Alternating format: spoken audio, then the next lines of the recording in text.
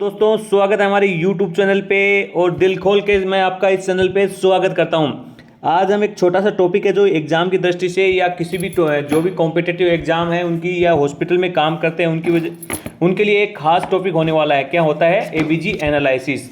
और ABG analysis क्या होता है और ये क्यों करते हैं और ये कैसे करते हैं और इसमें सैंपल कहाँ कहाँ से लेते हैं, इन सब चीज़ों का हम जिक्र करेंगे इस टॉपिक में।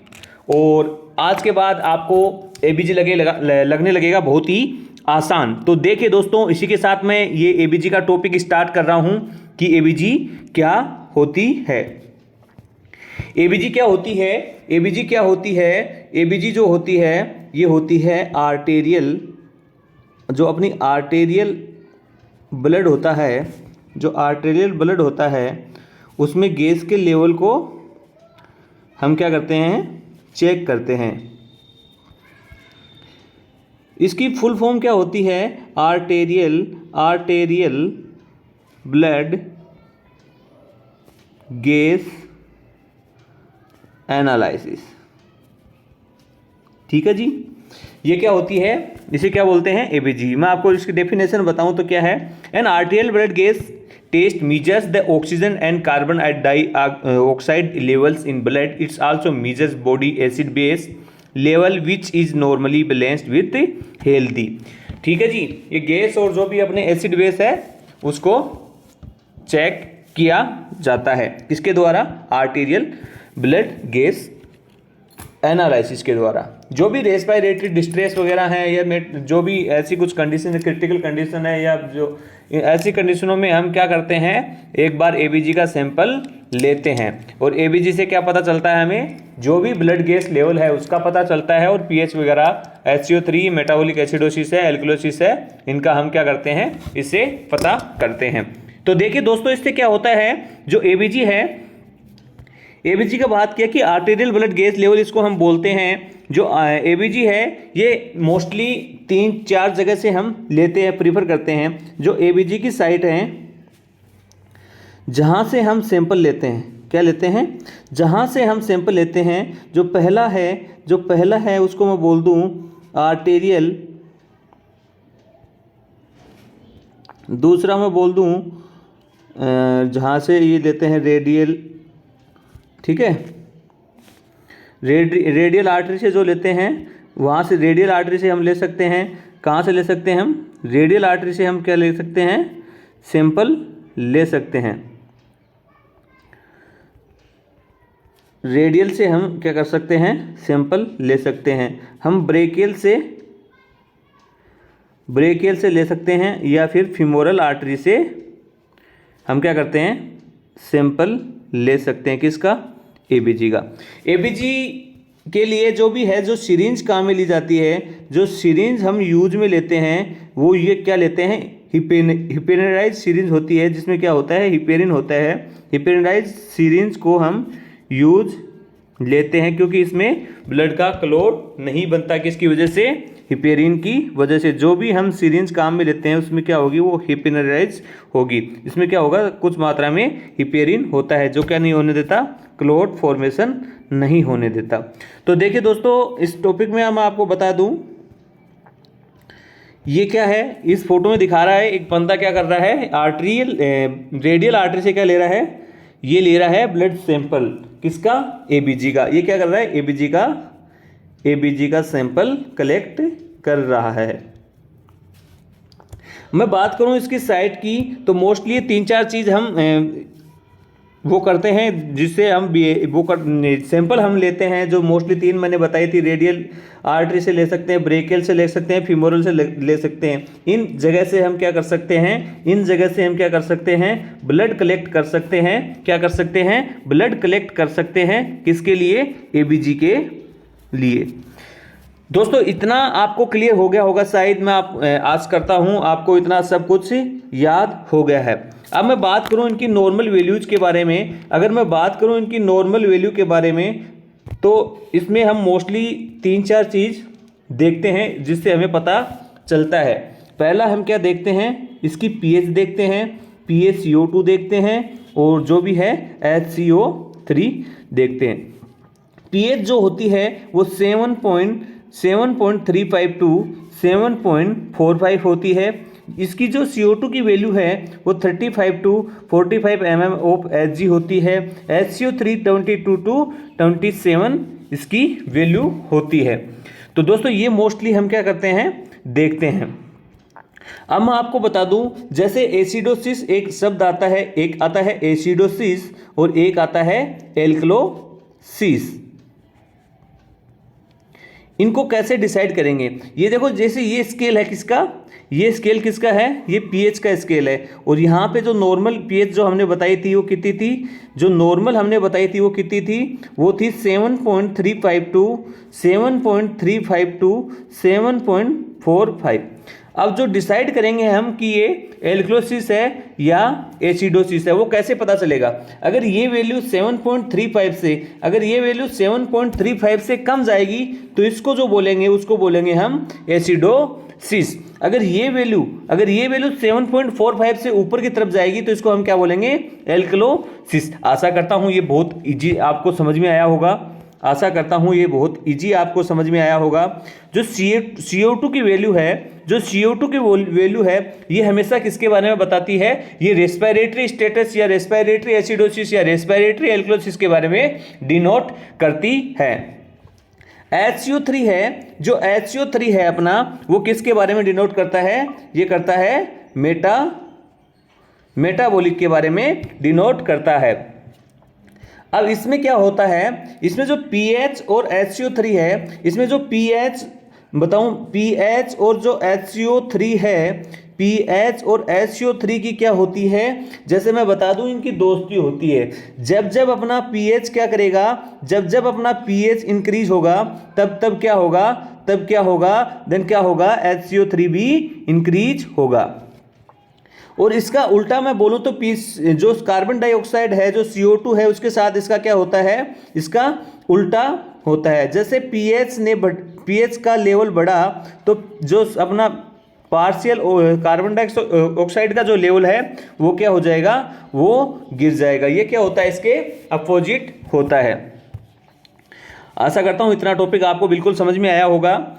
मैं आपको बता दूं एक स्लाइड के माध्यम से, मैंने ये बताया आपको कि ये क्या है, ये जो भी है ये साइट किसकी है, जहाँ से हम एबीजी का क्या लेते हैं, सैंपल लेते हैं।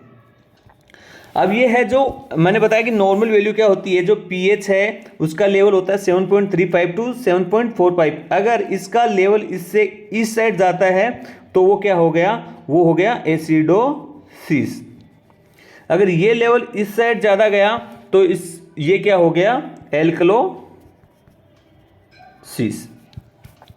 दोस्तों CO2 का लेवल है वो 35 टू 45 mm ऑफ Hg होती है। ऑक्सीजन का लेवल 80 टू 100 होता है। और ये जो है ये थोड़ा सा गलत है, 22 से 27 होता है। क्या होता है, HCO3 का लेवल क्या होता है, 22 से 27 होता है। और जो O2 सैचुरेशन है वो 95 टू 100 होती है।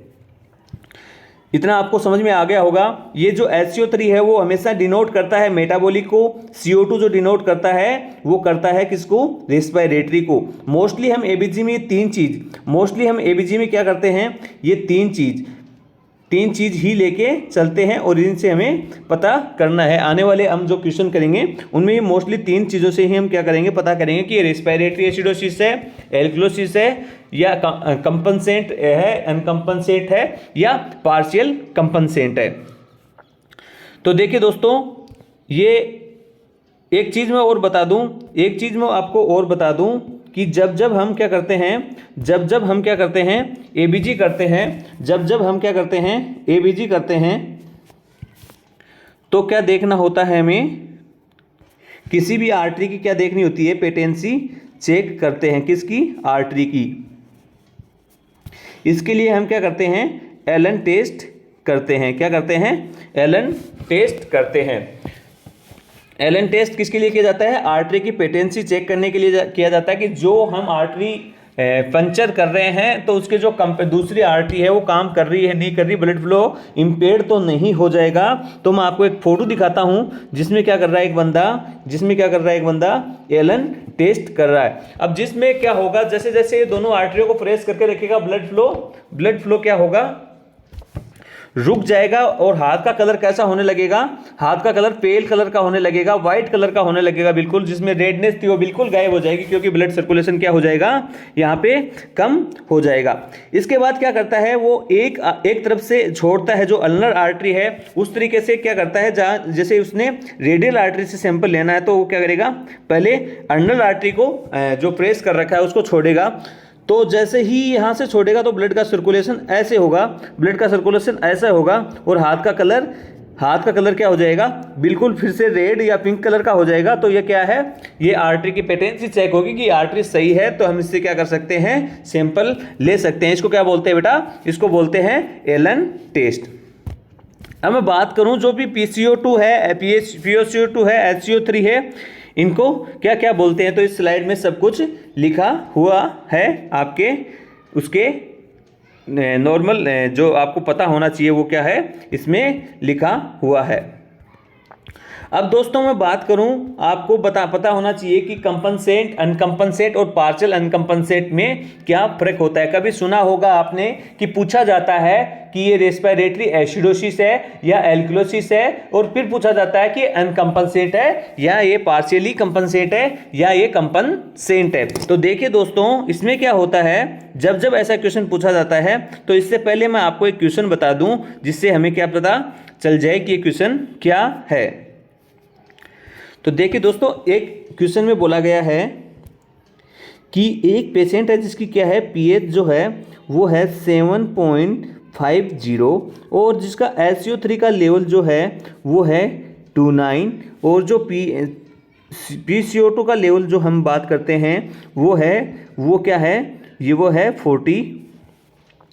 तो इसमें पूछा गया है कि बताइए कि ये कौन सा एसिडोसिस है या एल्कलोसिस है। तो दोस्तों मैंने बताया था जब भी हमें एल्कलोसिस या हमें एसिडोसिस का पता करना होता है तो सबसे पहले हमें किस पे ध्यान देना है दोस्तों, सबसे पहले हम ध्यान देंगे पीएच पे। अगर पीएच की लेवल हमें पता है कि नॉर्मल कितनी होती है तो हम ये क्या कर लेंगे, बहुत ही आसानी से पता कर लेंगे कि एसिडोसिस है या एल्कलोसिस है। तो देखिए दोस्तों जैसे ही हमने देखा पीएच की वैल्यू ये क्या हो रखी है, इंक्रीज। ये क्या हो रखी है बच्चा, ये हो रखी है इंक्रीज हो रखी है। इसका मतलब क्या हो गया, इसका मतलब हो गया कि ये तो एल्कलोसिस है। अगर यही वैल्यू यहाँ पे थोड़ी कम आती, 7.35 से कम आती, तो ये किस में चली जाती, एसिडोसिस में। फिर हम दूसरी चीज देखने के लिए आए कि भाई ये रेस्पिरेटरी एल्कलोसिस है या ये मेटाबॉलिक एसिडोसिस है। तो मैंने बताया था जो PCO2 का लेवल है वो क्या होता है, हमेशा किसको डिनोट करता है, रेस्पिरेटरी को, और जो HCO3 का लेवल है वो किसको डिनोट करता है, ये करता है मेटाबॉलिक को। तो इसमें जो सही क्वेश्चन होगा, जो इसका सही आंसर होगा वो होगा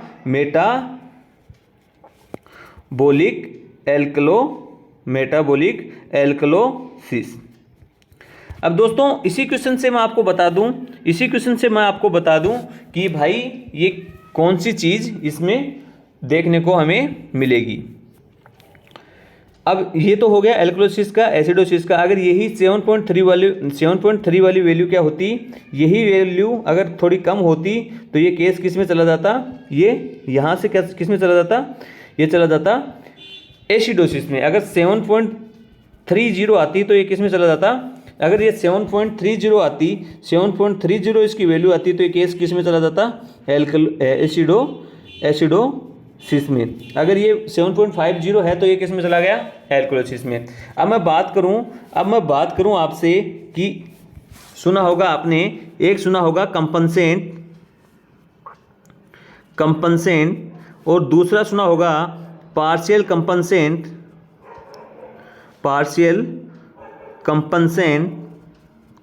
और जो तीसरा आपने सुना होगा वो सुना होगा अनकंपनसेंट। तो दोस्तों पता होना चाहिए कि कंपनसेंट क्या है, अनकंपनसेंट क्या है और पार्शियल कंपनसेंट क्या है। तो देखिए दोस्तों कंपनसेंट क्या होता है,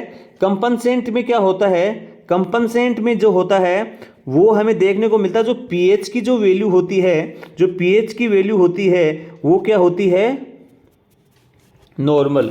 और जो PaCO2 और SiO3 है, ये क्या होते हैं, ये दोनों क्या होते हैं, अब नॉर्मल। भाई पीएच की वैल्यू नॉर्मल देखने को मिलेगी और इन दोनों की वैल्यू या तो कम या ज्यादा मिलेगी, तो इसको क्या बोलते हैं, कंपनसेंट बोलते हैं। जो भी है इसको क्या बोलते हैं, कंपनसेंट। जैसे हमने क्वेश्चन किया था अभी, जिसमें क्या है, क्वेश्चन किया था जिसमें क्या है कि मैंने बताया कि एक ऐसा क्वेश्चन है जिसमें क्या लिखा हुआ है, जिसमें लिखा हुआ है कि पीएच जो है वो है 7.45 या 7.40 और SiO3 की वैल्यू है वो है 29 और जो रेस्पिरेटरी है उसकी जो है वो है 46। तो ये जो आएगा ये केस, ये किस में आएगा, ये आएगा कंपनसेंट में। अब मैं बात करूं पार्शियल कंपनसेंट, अब मैं बात करूं पार्शियल कंपनसेंट की, मैं बात करूं पार्शियल कंपनसेंट की, तो इसमें क्या होता है, तीनों ही वैल्यू क्या होती हैं, इसमें तीनों ही वैल्यू क्या होती हैं, अब नॉर्मल होती है। इसमें पीएच, SiO3 और PaCO2 तीनों वैल्यू क्या होती हैं, अब नॉर्मल होती हैं।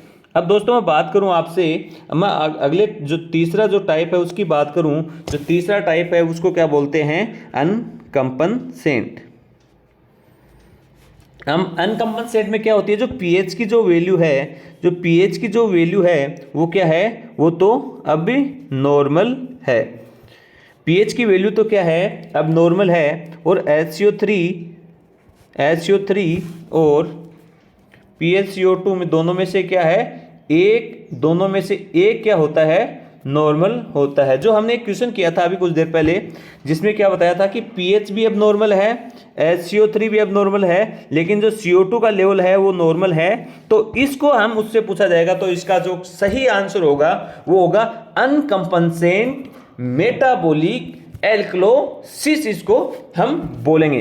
दोस्तों आशा करता हूं कि इससे इजी तरीका आपको कहीं नहीं मिलेगा एबीजी के बारे में। तो अच्छा लगे हमारा वीडियो या हमें कुछ भी डाउट है तो कमेंट बॉक्स में अपना कमेंट डालिए।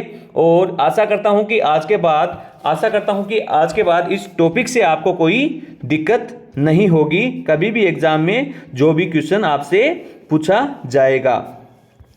हमने बात की थी यहाँ पे पीएच के बारे में, जो भी पीएच में क्या क्या लेवल होता है और क्या क्या क्वेश्चन कई बार पूछा जाता है, किसको एसिडोसिस बोलते हैं, किसी को एल्कोलोसिस बोलते हैं, कंपनसेंट अनकंपनसेंट, ये चीज़ें क्या होती हैं। तो देखिए दोस्तों, आपका बहुत बहुत धन्यवाद हमारे साथ अंत तक जुड़े रहने के लिए। और मैं आशा करता हूँ हमारा वीडियो या हमारा जो टॉपिक है आपको बिल्कुल क्लियर हुआ होगा। और आने वाली क्लास में हम पढ़ेंगे वही अपना एनक्लेक्स